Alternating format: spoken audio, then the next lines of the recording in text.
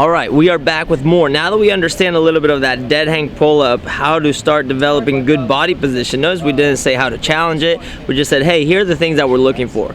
Good shoulder blade pulling back and down. Don't lose the rib cage position. Don't lose that chin position.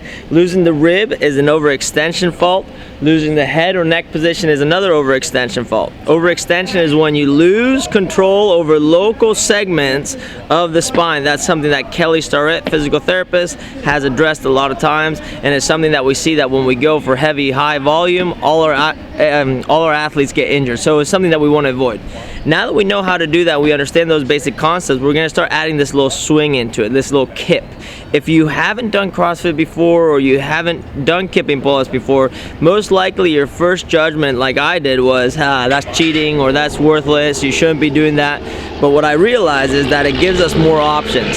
That's not the only way of doing pull-ups, but when you do heavy volume or you want to accumulate the volume, it's a really good way of getting that exposure. If you're a gymnast, it's another way of developing that snap-down mechanics, that being able to go from global extension to flexion and create some power. So all your round off back handsprings and all your tumbling, that's where it's at. If you do some high bar and rings and other things, it's going to also translate. If you are someone that throws stuff for a living, I don't know, let's say you're a pitcher, extending and flexing with that little snap is actually part of your throwing mechanics. In the gym, we don't talk about pitching or throwing a javelin, we talk about throwing mechanics. And this is a good way of addressing that. Think about a soccer player throwing a ball with two hands. That's the same thing a kip would be and mimicking in the gym. So we're just gonna jump up on the bar and we're gonna just start this kip. It's very simple. Same grip we had earlier. I'm gonna try to get that little pseudo false grip. My feet are going to be hanging in front of me because I'm in a hollow body position. I'm going to start swinging them back and forth. If I got that swing going, I'm going to add a little bit of hip and then shoulder. And I'm going to allow my shoulder to be the prime mover here in this case.